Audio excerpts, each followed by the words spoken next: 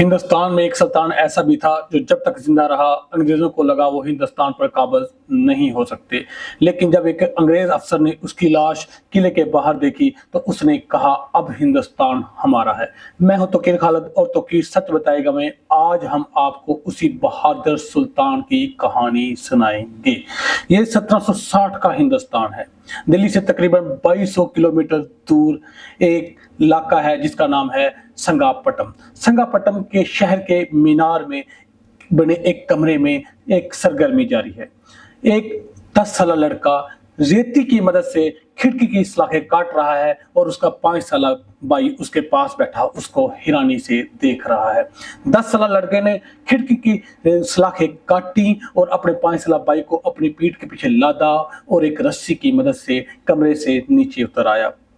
थोड़ी देर में पूरे संगापट्टम में हाहाकार मच गई कि टीपू सुल्तान और उसका भाई कारिम फरार हो चुके हैं। ये साखे काटने वाला बता फतेह अल्लाह टीपू था और ये हैदर अली टीपू का बेटा था।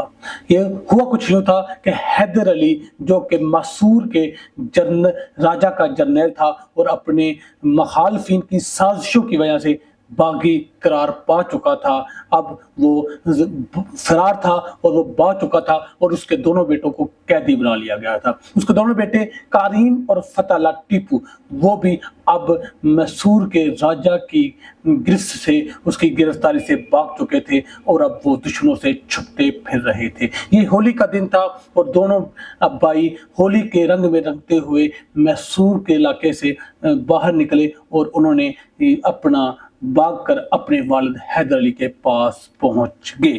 दोनों भाइयों का हैदर अली के पास पहुंचना हैदर अली को तमन्ना और सुकून मिल गया और वो परेशानी से उसकी खत्म हो गई थी कि उसके बेटे गिरफ्तार हैं और वो सरेंडर करना चाह रहा था। लेकिन जो ही उसके दोनों बेटे उसके पास पहुंचे उसने सरेंडर करने का इरादा तर्क कर दिया।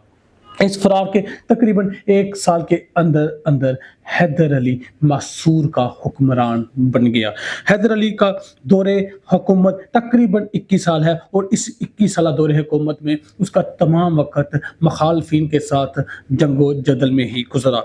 और जब 1782 में हैदर अली की वफात के बाद उसका बेटा तख्त नशीन हुआ टीपू तो उसको भी यही मसाइल दरपेश आए।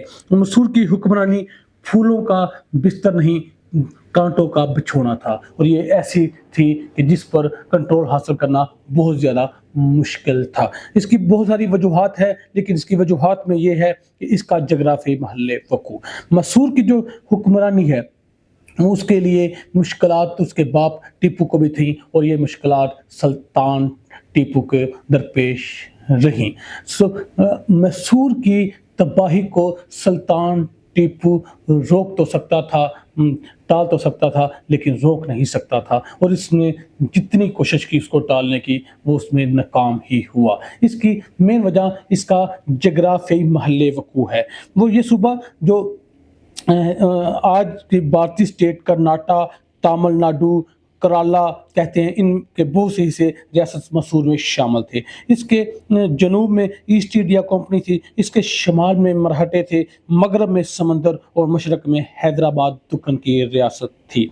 ये दौलतमंद रियासतों में से एक रियासत थी और यहाँ सन्नत और कारोबार चल रहा था। इसके तीनों तरफ फैले दुश्मन इस पर कब्जा करना चाहते थे। वो सुलह और जंग दोनों के लिए तैयार रहता। वो हर सूरत मामलात को बड़े अच्छे तरीके से देखता और वो चाहता था किसी न किसी तरह ये मामलात उसके कंट्रोल में रहें, लेकिन वो इस मामला से नहीं नबज़ अज़मा हो सकता था। अंग्रेज़ों से लड़ाई इसको विरासत में मिली और इसके वालिद हैदर अली जंग करते हुए इसी अंग्रेज़ों के साथ जंग करते हुए ही वो दुनिया से कूच कर गए थे। इसके तीनों तरफ फैले हुए दुश्मन का वाहिद मकसद इसको गिरफ्तार करना था और टीपू को ज़ेरे कब्जा लाना था। इसके लिए वो किसी हद तक कामयाब भी हुए और कामयाब होते हुए नजर भी आए, लेकिन हमेशा टीपू अपने मैदान जंग में डटा रहा और उसने लड़ता रहा। उसने जो विरासत में ये जंगें ली थी उसमें वो उसने अपने आप को वाकई ही वली अहद जानशीन हैदर अली का साबित कर दिया था। पूरे मैसूर में टीपू के चर्चे थे, उसकी बहादुरी के चर्चे थे। 1782 में जब उसके वालिद की वफात हुई और उसके बाद वो वली अहद तख्त नशीन हुआ तो उसने 2 साल तक अंग्रेज़ों के दांत کھٹے کیے رکھے. اس سے 2 سال تک جتنی انگریزوں سے جنگیں نہیں لڑیں وہ جیتا. ایسٹ انڈیا کمپنی کو اس نے ہارنے پر مجبور کر دیا. یہ وہی سلطان ٹیپو تھا جس نے ایسٹ انڈیا کمپنی کو قلعوں تک محصور کر دیا, ان کو گرفتار کر لیا, اس کے سپاہی پکڑ لیے اور یہ جنگیں جیتا. یہ ایسٹ انڈیا کمپنی کو ہر صورت ہرایا اور ایسٹ انڈیا کمپنی اب فیصلہ کر چکی تھی کہ اگر بر صغیر پر تسلط قائم کرنا ہے, ہندوستان پر قبضہ کرنا ہے, تو ایک بڑی رکاوٹ جو سلطان ٹیپو کی صورت میں ہمیں درپیش ہے اس کو ختم کرنا ہوگا. اگر سلطان ٹیپو کو ختم نہ کیا تو وہ ان کا یہ خواب جو بر صغیر پر حکومت کا تھا وہ کبھی پورا نہیں ہوگا. اس کے لیے انہوں نے صلح کے ایگریمنٹ کرنے کے لیے سلطان ٹیپو کو اوپر پریشرائز کرنا شروع کر دیا اور کہا کہ ہم آپ سے صلح کرنا چاہتے ہیں. انہوں نے اس کے لیے ہر ممکن کوشش کی کہ کسی نہ کسی طرح سلطان ٹیپو سے صلح ہو جائے اور سلطان ٹیپو بھی صلح پر آمادہ ہو گیا. 1784 میں سلطان ٹیپو نے صلح کر لی اور ایگریمنٹ کر لیا انگریزوں سے جنگ بندی کا. یہ جنگ بندی کا ایگریمنٹ سلطان ٹیپو کی ایک بہت بڑی غلطی تھی. اسی ایگریمنٹ کی بدولت وہ مضبوط ہو گئے اور انہوں نے سلطان ٹیپو کی کمزوریاں ڈھونڈنا شروع کر دی. سلطان ٹیپو یعنی ٹیپو سلطان ایک عظیم فاتح لیڈر تھا, لیکن وہ حکومت کرنے کے راز نہیں جانتا تھا. وہ نہیں جانتا تھا کہ دربار میں درباریوں کو کس طرح خوش کیا جاتا ہے, وزیروں کو کس طرح خوش کیا جاتا ہے. یہ تمام باتیں وہ نہیں جانتا تھا.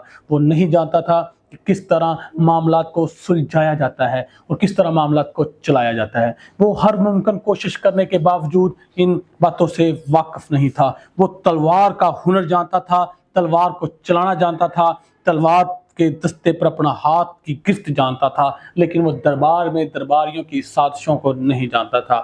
سلطان ٹیپو یعنی کہ ٹیپو سلطان سے ایک بہت بڑی غلطی ہوئی کہ اس کا ایک عظیم جرنیل محمد علی کمران نے جب اس کے مخالف کو پناہ دی تو اس نے محمد علی کمران کو گرفتار کر لیا. محمد علی کمران کو گرفتار کرنے کے بعد محمد علی کمران نے اپنی گرفتاری کے خوف سے یا اپنی موت کے خوف سے پریشانی کے حالت میں اس نے دوران گرفتاری زیر حراست تھا جب اس نے خودکشی کر لی. محمد علی کمران کی خودکشی کے بعد دربار میں موجود سازشیوں نے, مخالفین نے بہت زیادہ سلطان ٹیپو سے مخالفت کرنا شروع کر دی اور اس کی پالیسیز پر کرٹیسائز کرنے لگے. وہ اس فیصلے سے بہت زیادہ دل برداشتہ ہوئے کہ ٹیپو سلطان نے یہ غلط فیصلہ کیا ہے محمد علی کمران کو گرفتار کرنے کا, اور اس نے خودکشی کی ہے حالات کی وجہ سے, اور یہ ٹیپو سلطان کا بہت بڑا غلط فیصلہ تھا. اس فیصلے کی بدولت ایسا ہوا کہ اس کے جو وزیر تھے اس سے ناراض ہونے لگے.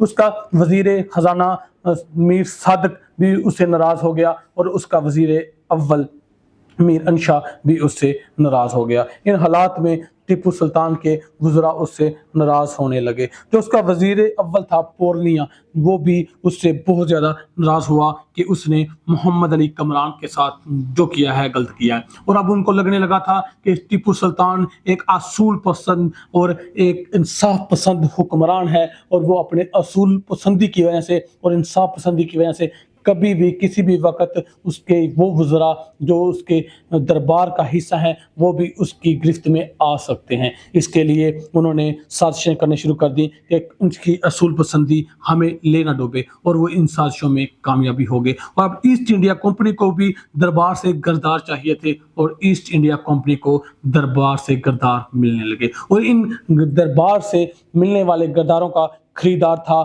انگریز ملکہ نے بھیجا ہوا ایسٹ انڈیا کمپنی کا نیا گورنر جنرل. ہم اگلی ویڈیو میں آپ کو بتائیں گے کس طرح ٹیپو سلطان کے ساتھ گرداروں نے گرداری کی اور ٹیپو سلطان جنگ ہارا اور گردار کے ساتھ بھی کیا ہوا. اللہ حافظ.